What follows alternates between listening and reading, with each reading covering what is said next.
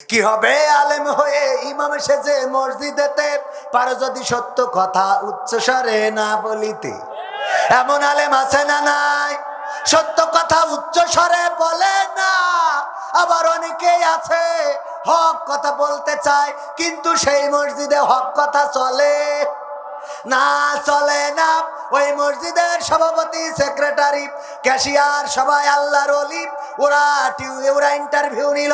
আমার এখানকার অনেক হুজুর আছে, ধরেন একজন হুজুর গিয়েছে ইন্টারভিউ দেওয়ার জন্য, কোরআন তেলাওয়াত শোনার পরে একজন আর একজনের সাথে বলছে আমরা তো কিছুই বুঝি নে, ভুল পড়লো না ভালো পড়লো তো করবো কি?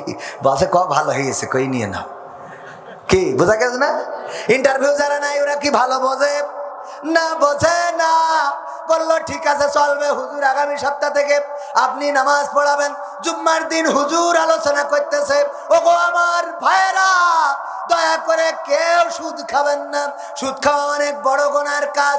ছোট গুনাহ হলো মায়ের সাথে জেনা করার শামিল, নাউজুবিল্লাহ। আর বড় গুনাহ হলো আল্লাহর সাথে যুদ্ধ করার শামিল। সুতরাং সুদ খাবেন না, এটাই আমার অনুরোধ ভাইজানেরা আমার, দয়া করে কেউ সুদ খাবেন না। এই কথা বলার পরে নামাজ শেষে সভাপতি ডাকতেছে, ডেকে বলছে হুজুর এদিকে আসেন। কি হয়েছে? বলছে আমি যে সুদ খাই আপনার বললো কিডা?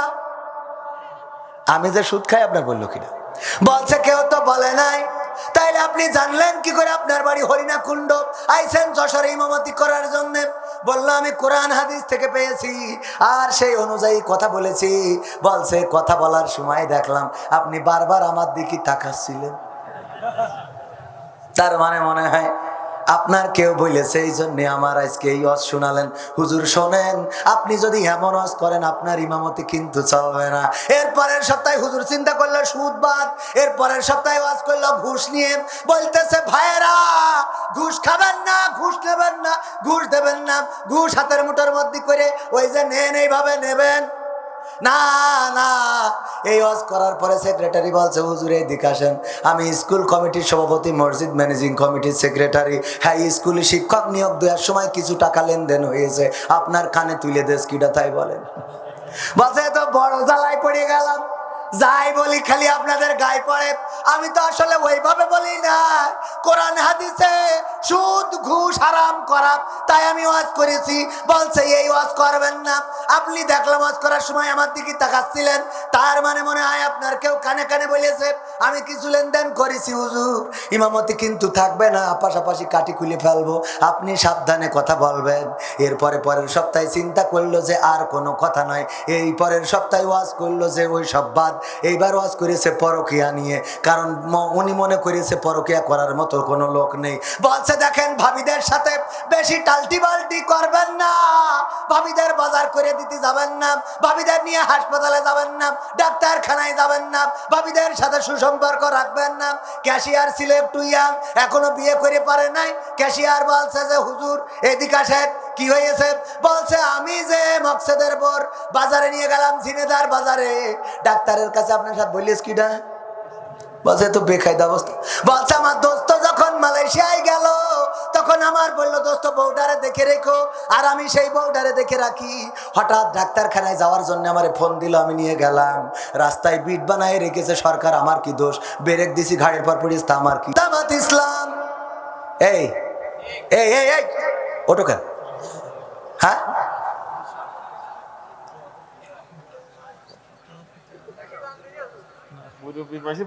হুজুর মানুষ, তুমি উঠতে চাও, যারা বোঝে না তারা উঠে যাক। তুমি মাহফিলের গুরুত্ব বোঝো না? প্রথম উঠেছে কারা খেয়াল করিলেন? আমি এটা বলার কারণে আবার কয়দিন আগে এক জায়গায় সেই ঝগড়া বেঁধে গেছে, আপনাদের ঝিনেদাই শৈলকুপাই। প্রথমে উঠে গেছে বড় বড় জুব্বা পরা, পাঞ্জাবি পরা, পাগড়ি পরা, 12-14 জন উঠে চলে। আমি বলছি আপনারা চলে যাচ্ছেন কেন? যদি ভালো না লাগে, মাহফিল শুনতে যখন আইছেন আপনারা বক্তা দেখে আসবেন কেন? আসবেন যে ওয়াজ হবে কোরআন হাদিস থেকে কথা বলবে তাই শুনবো। আপনি উঠে চলে যাচ্ছেন। আপনারা যদি উঠে চলে যান তাহলে বুঝাবো কাদের? কথা কন, ঠিক না বে ঠিক? এই জন্য উঠে চলে যাবেন, আমিও তো চলে যাবো। আমার কাজ কি আপনাদের থেকে কম নাকি? আপনারা তো মাহফিল শোনেন একদিন, আর আমার তো প্রতিদিন। চেয়ারম্যানের তো দিন 3-4টে, আমি তো তাও একটা করে করি। চেয়ারম্যান ভুল বললাম না সত্যি বললাম? থাকে না 2-3টে করে, 2-3টে করে থাকে। তো চেয়ারম্যান এত ব্যস্ত, 3-4টে মাহফিল, উনি বসে থাকতে পারছে। তোমার কাটি মাছের কৃষি শয়তানে কাটি মারছে পাকামো। আর একটু সময় থাকা যাবে না? আমার আলোচনার মধ্যে ডিস্টার্ব করে দেবেন এতক্ষণ, আমি গা ঘেমে গেছে, বুঝতে পারছেন? আর আমার মাইকালা ভাইরা আপনাকে খারাপ করছি না, সাউন্ড ভালো, কিন্তু আরো ভালো করতে হবে। আমি মাইকালাদের খারাপ বলতে চাইনি, কারণ রিজিকির পরে হাত তুলতে চাইনি। আমার মাইক ভাইয়েরা আর একটু আমার গলা টানতেছেই, তবে সাউন্ড ভালো। মূল কথা হলো ক্যাপাসিটি বুঝতে পারিনি যে হুজুরির আওয়াজটা কতটুকু হবে, পাওয়ার একটু বেশি, তো এই জন্য অনেক সময় একটু ঝামেলা হয়ে যাচ্ছে। হ্যাঁ, 40 লাগবে না? হ্যাঁ, এই জন্য আগামীতে একটু মাথায় রাখবেন। এই যে লাইট কমাই দিয়েছেন, লাইট এমনি থাকবে, সামনেতে থাকবে, পিছনতে থাকবে। এই লাইট টাকা দিয়েছ কম না মাহফিল কমিটি? হ্যাঁ, এই জন্যই মাহফিল কমিটি আর চেয়ারম্যান একটু মাঝে মাঝে একটু মাহফিল বাজেট দেওয়া যায় কিনা দেখেন না, কিছু বাজেট তিরানে চাইল মাইল মারি দেবেন যে মাহফিলের জন্য দিয়ে দিলাম। লাগবে না এই কথা কইতে লাইট 3টে লাগাই বসে দেখা যাচ্ছে না। ওগো আমার ভাইয়ারা, আগামীতে কোরআনের জন্য যদি ডাক আসে, ইসলামের জন্য যদি ডাক আসে, দিন কায়েমের জন্য যদি ডাক আসে, এই মাসটা চলে গেল ফেব্রুয়ারি মাস, এখন কি মাস? আজকে মার্চ, স্বাধীনতার মাস, মনে আছে তো? ফোন দিলেই শোনা যাচ্ছে না? এবারের সংগ্রাম স্বাধীনতার সংগ্রাম, এবারের সংগ্রাম মুক্তির সংগ্রাম, আওয়াজ পাচ্ছি না। 1971 সালের রেসকোর্সের ময়দানে স্বাধীনতার মহান স্থপতি বঙ্গবন্ধু শেখ মুজিবুর রহমান ডাক দিয়ে বলেছিলেন, তোমাদের যা কিছু আছে তাই নিয়ে শত্রুর মোকাবেলায় প্রস্তুত থাকো। মনে রেখো, এবারের সংগ্রাম স্বাধীনতার সংগ্রাম, এবারের সংগ্রাম মুক্তির সংগ্রাম।